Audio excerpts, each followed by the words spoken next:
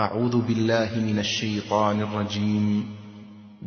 قل هذه سبيلي أدعو إلى الله على بصيرة أنا ومن اتبعني وسبحان الله وما أنا من المشركين.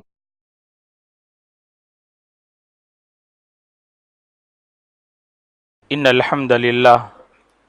نحمده ونستعينه ونستغفره ونعوذ بالله من شرور أنفسنا ومن سيئات أعمالنا من يهده الله فلا مضل له ومن يضلل فلا هادي له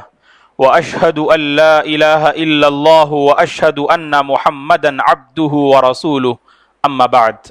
فأعوذ بالله من الشيطان الرجيم بسم الله الرحمن الرحيم يا أيها الذين آمنوا اتقوا الله حق تقاته ولا تموتن إلا وأنتم مسلمون يا أيها الناس اتقوا ربكم الذي خلقكم من نفس واحدة وخلق منها زوجها وبث منهما رجالا كثيرا ونساء واتقوا الله الذي تساءلون به والأرحام إن الله كان عليكم رقيبا يا أيها الذين آمنوا اتقوا الله وقولوا قولا سديدا يصلح لكم أعمالكم ويغفر لكم ذنوبكم ومن يطع الله ورسوله فقد فاز فوزا عظيما أما بعد فإن خير الحديث كتاب الله وخير الهدي هدي محمد صلى الله عليه وسلم وشر الأمور محدثاتها وكل محدثة بدعة وكل بدعة ضلالة وكل ضلالة في النار أما بعد فأعوذ بالله من الشيطان الرجيم ولقد خلقنا الإنسان ونعلم ما توسوس به نفسه ونحن أقرب إليه من حبل الوريد إذ يتلقى المتلقيان عن اليمين وعن الشمال قعيد ما يلفظ من قول إلا لديه رقيب عتيد وجاءت سكرة الموت بالحق ذلك ما كنت منه تحيد ونفخ في الصور ذلك يوم الوعيد وجاءت كل نفس معها سائق وشهيد لقد كنت في غفلة من هذا فكشفنا عنك غطاءك فبصرك اليوم حديد وقال قرينه هذا ما لدي عتيد ألقيا في جهنم كل كفار عنيد مناع للخير معتد مريب الذي جعل مع الله إلها آخر فألقياه في العذاب الشديد قال قرينه ربنا ما أطغيته ولكن كان في ضلال بعيد قال لا تختصموا لدي وقد قدمت إليكم بالوعيد ما يبدل القول لدي وما أنا بظلام للعبيد ولو أن ما في الأرض من شجرة أقلام والبحر يمده من بعده 7 أبحر ما نفدت كلمات الله إن الله عزيز حكيم. تمام تعریفیں بزرگی اور بڑائی اس اللہ وحدہ لا شریک کے لیے ہے جس نے اس ساری کائنات کو پیدا کیا. درود اور سلامتی ہو رحمت للعالمین صلی اللہ علیہ وسلم پر جنہوں نے اس دین کو بڑی ہی محنت اور مشقت کے ساتھ پہنچایا. درود اور سلامتی ہو خاتم النبیین صلی اللہ علیہ وسلم کے اصحاب رضوان اللہ علیہم اجمعین پر، تابعین اور تبع تابعین پر، تمام مؤمن مرد اور عورتوں پر اللہ کی رحمت اور اس کی سلامتی ہو آمین. محترم بزرگوں، اسلامی بھائیوں، نوجوانوں، عزیز بچوں اور قابل احترام میری ماں اور بہنوں، دنیا میں بہت سارے علوم اور فنون پائے جاتے ہیں. ان علوم میں سب سے عظیم اور مبارک علم وہ ہے جس میں اللہ کے بارے میں جانکاری حاصل کی جائے، اور یہ فطرت انسانی ہے. اللہ تبارک و تعالیٰ کی معرفت اور اللہ تبارک و تعالیٰ کے سلسلے میں معلومات حاصل کرنا، یہ وہ فطرت ہے جس پر اللہ نے ساری انسانیت کو پیدا فرمایا. حدیث قدسی ہے، صحیح مسلم کی روایت ہے کہ اللہ تبارک و تعالی فرماتے ہیں خلقت عبادی حنفاء کلہم وانہم اتتہم الشیاطین فاجتالتہم عن دینہم، کہ میں نے اپنے سارے بندوں کو، اللہ تبارک و تعالی فرماتے ہیں میں نے اپنے سارے بندوں کو دین حنیف پر پیدا فرمایا، شیاطین نے انہیں دین حنیف سے الگ کر دیا، دین حنیف سے پھیر دیا ان شیاطین نے، اور اللہ تبارک و تعالی نے اپنی معرفت اور اپنی محبت پر ساری انسانیت کو پیدا فرمایا ہے، اور اسی فطرت کو ثابت کرنے، اسی فطرت کو سمجھانے اور اسی فطرت کا سبق یاد دلانے کے لیے ہر زمانے میں اللہ تبارک و تعالی نے انبیاء کرام علیہم السلام کو مبعوث فرمایا کہ وہ آئیں اس دنیا میں اور انسانیت کو اس فطرت کا سبق یاد دلائیں کہ اس ساری کائنات کو پیدا کرنے والی صرف ایک اللہ تبارک و تعالی کی ذات ہے، اور اللہ تبارک و تعالی نے اس کائنات میں ایسی نشانیاں پھیلا کے رکھی ہیں جو نشانیاں اس کی توحید ربوبیت اور اس کی توحید الوہیت پر دلالت کرتی ہیں، اور کائنات کا ذرہ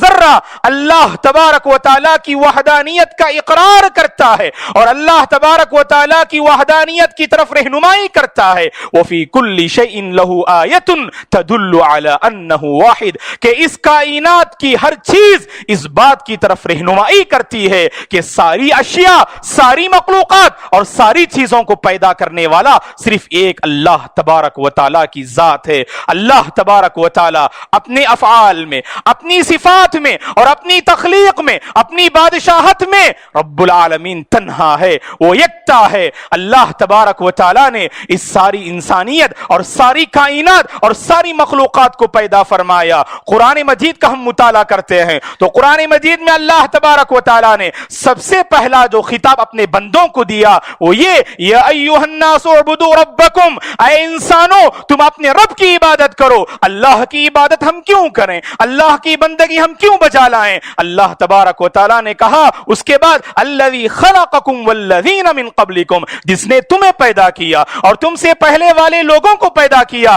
پتا چلا کہ جس رب نے ساری انسانیت اور ساری مخلوقات کو پیدا کیا وہی رب عبادت کے مستحق ہے، وہی رب بندگی کے مستحق ہے، اسی کے لیے بندگی بجا لانی چاہیے، اسی کے آگے اپنا سر جھکانا چاہیے، اسی سے مانگنی چاہیے، اسی پر بھروسہ کرنا چاہیے، کیونکہ رب العالمین نے سب کو پیدا کیا۔ اللہ خالق کل شیء، اللہ خالق کل شیء، اللہ نے ہر چیز کو پیدا کیا۔ بدیع السماوات والارض، آسمان و زمین کا پیدا کرنے والا بھی وہ، اور اسی طرح سے سمندروں کو پیدا کرنے والا بھی وہ، درختوں کو پیدا کرنے والا بھی وہ، اور کائنات کے ذرے ذرے کو پیدا کرنے والا بھی صرف رب العالمین کی ذات ہے۔ وہ اپنی تخلیق میں پیدا کرنے میں رب العالمین تنہا ہے، وہ بادشاہت میں تنہا ہے، وہ بادشاہت میں تنہا ہے۔ ذالکم اللہ ربکم لہ الملک، اللہ نے قرآن مجید میں کہا یہ اللہ تبارک و تعالی جو تم سب کا پالنہار ہے، جو تم سب کا پروردگار ہے، لہ الملک، اسی کے لیے بادشاہت ہے۔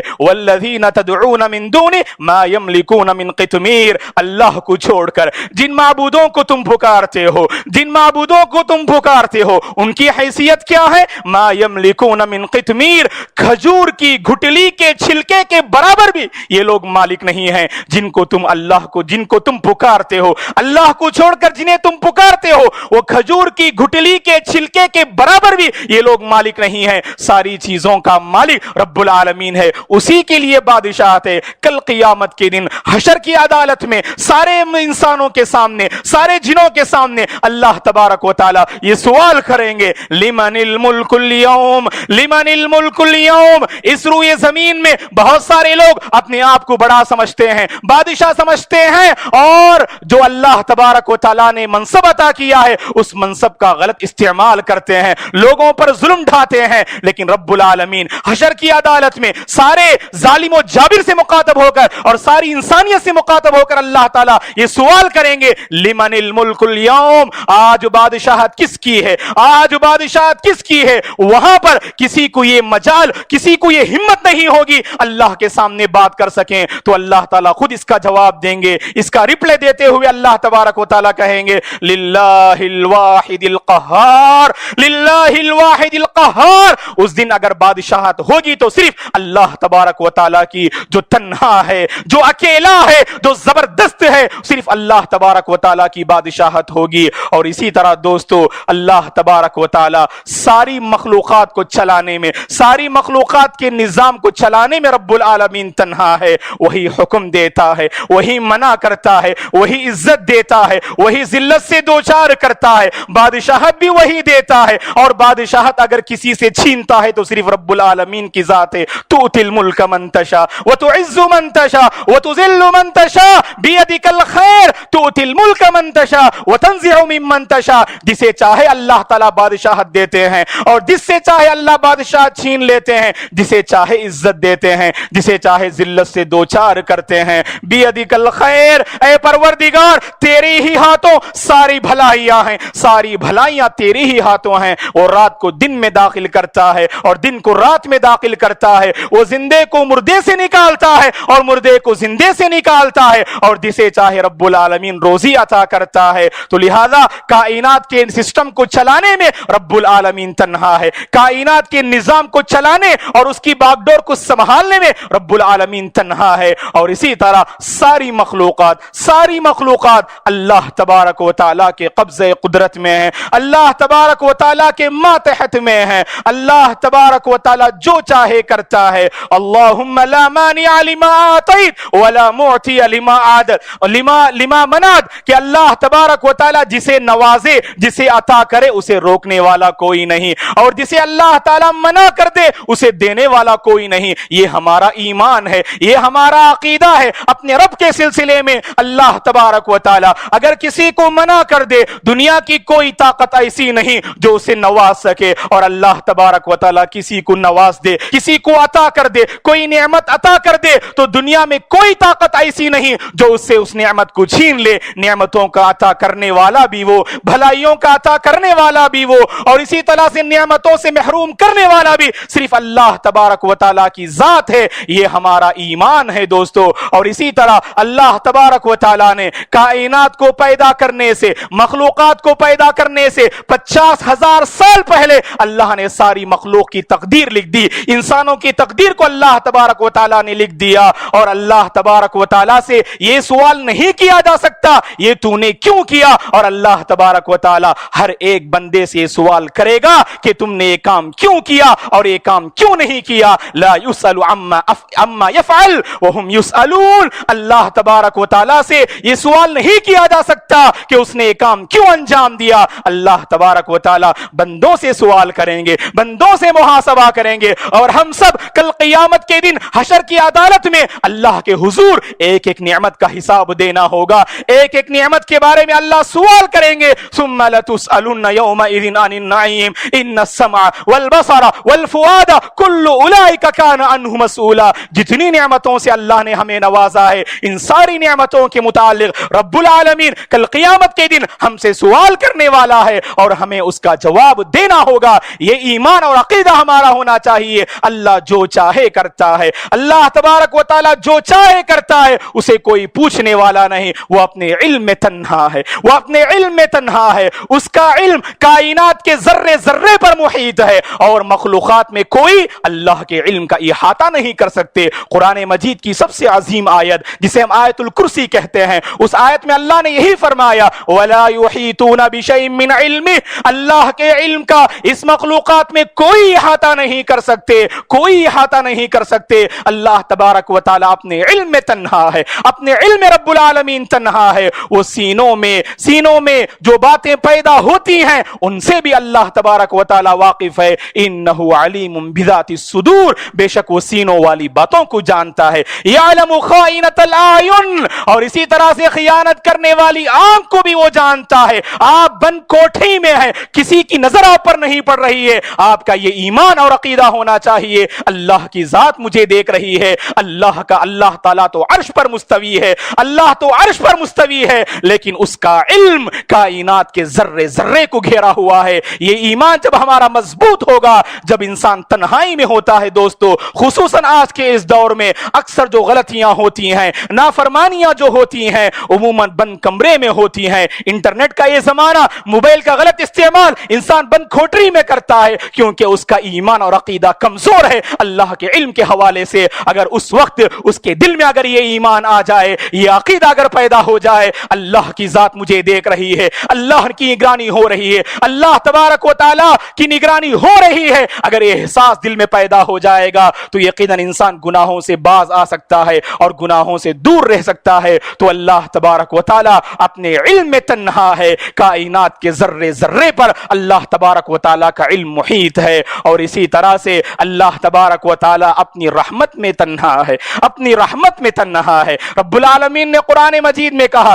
رحمتی وسعت کل شیء، اللہ نے کہا میری رحمت نے ہر چیز کو ڈھانپ لیا ہے، ہر چیز کو گھیر لیا ہے، اور اللہ تبارک و تعالی کی رحمت کے کرشمے آپ کو قدم قدم پر آپ کو نظر آئیں گے۔ اللہ تعالی ارحم الراحمین ہے، بندے آپس میں رحم کرتے ہیں، لیکن اللہ تعالی رحمت میں وہ تنہا ہے، اور اللہ کی رحمت ہی کے سہارے ہم بندے زندگی جی رہے ہیں۔ اور امجد حیدرآبادی نے اسی کے حوالے سے کہا کہ بے کس ہوں، نہ مال ہے نہ سرمایہ ہے، مجھ سے کیا پوچھتا ہے کیا لایا ہے، یا رب تیری رحمت کے سہارے امجد بند آنکھ یوں ہی چلا آیا ہے۔ اللہ تبارک و تعالی ارحم الراحمین ہے، وہ اپنی رحمت میں تنہا ہے، اسی طرح سے وہ اپنے کرم میں بھی تنہا ہے، وہ اکرم الاکرمین ہے کہ کرم کرنے والوں میں سب سے زیادہ کرم کرنے والا اور سب سے زیادہ فضل کرنے والا اگر کوئی ذات ہے تو صرف رب العالمین کی ذات ہے، اسی کی یہ کرم فرمائی ہے، اسی کی یہ کرم فرمائی ہے، وہ ہر ایک کو روزی روٹی سے نوازتا ہے۔ وما من دابۃ فی الارض الا علی اللہ رزقها، اس روئے زمین میں جتنے جاندار اور جتنے چوپائے اور جتنی مخلوق پائی جاتی ہیں، ان ساری مخلوقات کی روزی روٹی کا صرف اللہ تبارک و تعالی انتظام کرتا ہے۔ وہ مومن کو بھی دیتا ہے، وہ اسی نیکوکار کو بھی دیتا ہے، وہ بدکار کو بھی دیتا ہے، وہ فاسق کو بھی دیتا ہے، وہ کافر کو بھی دیتا ہے، وہ مشرک کو بھی دیتا ہے، اور وہ ہر ایک کو نوازتا ہے۔ یہ رب العالمین کی ذات ہے، وہ اپنی رحمت میں تنہا ہے، وہ اپنی رحمت میں تنہا ہے، وہ اپنی کرم فرمائی میں تنہا ہے، اور ہم سب بندے اس کے محتاج ہیں۔ اور اللہ نے اپنا انٹروڈکشن کراتے ہوئے ہی کہا یا ایھا الناس انتم الفقراء الی اللہ واللہ هو الغنی الحمید، اے لوگو، اے انسانوں، تم سب کے سب اللہ کے محتاج ہو، اور اللہ تعالیٰ بے نیاز ہے، اللہ بے نیاز ہے، وہ کسی کا محتاج نہیں، وہ قابل تعریف ہے۔ اللہ الصمد، اللہ بے نیاز ہے، رب العالمین کی ذات کسی کی محتاج نہیں۔ اور یاد رکھیں دوستو، بعض لوگ اگر نمازوں کا اہتمام کرتے ہیں، عبادت بجا لاتے ہیں، وہ یہ سمجھتے ہیں ہم نے اللہ تبارک و تعالیٰ پر احسان کیا، نعوذ باللہ، یہ سمجھتے ہیں کہ ہم عبادت کر کے اللہ پر احسان کر رہے ہیں۔ آپ کی عبادتیں آپ کو فائدہ پہنچائیں گی، اللہ تبارک و تعالیٰ کی ملکیت میں، اللہ تبارک و تعالیٰ کی بادشاہت میں آپ کی عبادت سے ذرہ برابر بھی اضافہ نہیں ہوگا۔ اگر آپ نافرمانی کرتے ہیں، گناہوں میں مبتلا ہیں، تو اس کی وجہ سے اللہ کی ذات میں ذرہ برابر بھی کمی نہیں آئے گی۔ یہ ہمارا ایمان ہونا چاہیے۔ حدیث قدسی ہے، صحیح مسلم کی روایت ہے، اللہ تبارک و تعالیٰ فرماتے ہیں لو ان اولکم وآخرکم وانسکم وجنکم كانوا على اتقى قلب رجل واحد منکم ما زاد ذلك في ملکی شیئا، اگر سارے انسان اور سارے جن اگر نیکوکار بن جائیں، پرہیزگار بن جائیں، متقی بن جائیں، دنیا میں کوئی بھی فاسق نہیں، کوئی بھی بدکار نہیں، سب کے سب اللہ والے، سب کے سب اللہ سے ڈرنے والے، سب کے سب متقی بندے اگر بن جائیں، تو اللہ تعالیٰ فرماتے ہیں اگر ساری انسانیت، اگر سارے جن بھی اگر نیک بن جائیں تو میری بادشاہت میں ذرہ برابر بھی اضافہ نہیں ہوگا۔ تو وہیں پر اللہ نے فرمایا اس کے بعد کہ لو ان اولکم وآخرکم وانسکم وجنکم كانوا على افجر قلب رجل واحد منکم ما نقص من ملکی شیئا، اگر سارے انسان اور سارے جن اگر فاسق بن جائیں، گنہگار بن جائیں، نافرمان بن جائیں، تو اللہ تعالیٰ کی بادشاہت میں ذرہ برابر بھی کمی نہیں آئے گی۔ یہ ہمارا ایمان ہونا چاہیے دوستو، یہ ہمارا ایمان ہونا چاہیے۔ اور کائنات کا ذرہ ذرہ اس عظیم پروردگار کی تسبیح و تحمید میں مصروف ہے، اللہ کی پاکی بیان کر رہا ہے۔ کائنات کا ذرہ ذرہ اس عظیم مالک کی پاکی بیان کر رہا ہے۔ ہم کیوں اللہ کی پاکی بیان نہ کریں؟ ہم کیوں اللہ کی تعریف نہ کریں؟ ہم کیوں اللہ کی بڑائی بیان نہ کریں؟ قرآن مجید میں اللہ نے دیگر مخلوقات کے بارے میں کہا وَإِن مِّن شَيْءٍ إِلَّا يُسَبِّحُ بِحَمْدِهِ ولکن لا تفقهون تسبیحهم، اس کائنات میں جتنی مخلوقات ہیں وہ ساری مخلوقات اللہ کی تسبیح بیان کرتی ہیں، اللہ کی پاکی بیان کرتی ہیں، لیکن تم ان کی پاکی کو سمجھ نہیں سکتے، ان کی تسبیح کو تم سمجھ نہیں سکتے۔ جب کائنات کا ذرہ ذرہ اللہ کی پاکی بیان کرتا ہے تو ہم اپنا جائزہ لیں دوستو، ہم اللہ کو کتنا یاد کرتے ہیں، ہم اللہ کی کتنی پاکی بیان کرتے ہیں۔ اور یاد رکھیں ہم اللہ کی جتنی بھی تعریف کریں اور جتنی بھی کبریائی بیان کریں اور جتنی بھی بڑائی بیان کریں کم ہے دوستو، کیونکہ قرآن مجید میں اللہ نے کہا خطبہ مسنونہ کے بعد آپ کے سامنے ایک آیت کریمہ تلاوت کی گئی سورہ لقمان کی، جس میں اللہ تعالیٰ یہی فرماتے ہیں وَلَوْ أَنَّ مَا فِي الْأَرْضِ مِنْ شَجَرَةٍ أَقْلَامٍ وَالْبَحْرُ يَمُدُّهُ مِنْ بَعْدِهِ سَبْعَةُ أَبْحُرٍ مَا نَفِدَتْ كَلِمَاتُ اللَّهِ۔ اس روئے زمین میں جتنے درخت پائے جا رہے ہیں ان سارے درختوں کو قلم بنا لیے جائیں، اس روئے زمین میں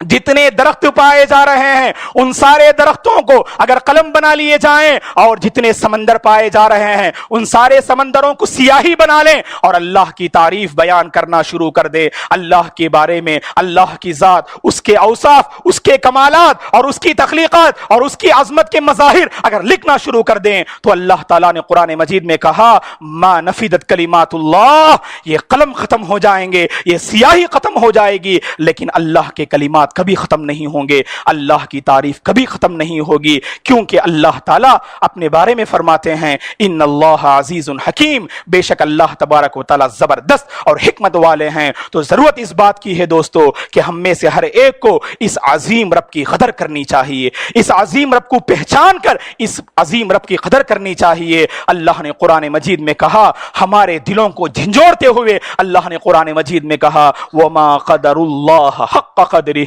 وما قدر اللہ حق قدری، اللہ کی جیسی قدر کرنی چاہیے، اللہ کی جیسی عظمت کرنی چاہیے، اللہ کی جیسی بندگی بجا لانی چاہیے، اللہ کا جیسا احترام کرنا چاہیے۔ ان لوگوں نے اللہ کی ویسی قدر نہ کی، اللہ کی ویسی بندگی بجا نہیں لائی اور اللہ کا ویسا احترام نہ کیا۔ یہ قرآن مجید میں اللہ تعالیٰ فرماتے ہیں دوستو انسان کے دل میں جس قدر اللہ کی معرفت ہوتی ہے اسی قدر اس کے دل میں اللہ تعالیٰ کا خوف پیدا ہوتا ہے، جس کے پاس جس قدر اللہ کی معرفت ہوتی ہے اسی قدر اس کے دل میں اللہ کی عظمت ہوتی ہے، اور جس کے دل میں جس قدر اللہ کی عظمت ہوتی ہے اسی قدر وہ بندہ گناہوں سے دور رہتا ہے۔ آج ہم گناہوں میں ملوث ہیں، گناہوں میں مبتلا ہیں، آج ہماری زندگی میں وحدانیت نظر نہیں آتی، توحید کا صحیح مفہوم نظر نہیں آتا، اور بہت ساری برائیاں پائی جاتی ہیں، اس لیے کہ دلوں میں اللہ کی عظمت نہیں ہے دوستو، اور دلوں میں اللہ کی عظمت کو پیدا کرنے کے لیے اپنے رب کو پہچاننا بہت ضروری ہے، اپنے رب کو پہچاننا بہت ضروری ہے۔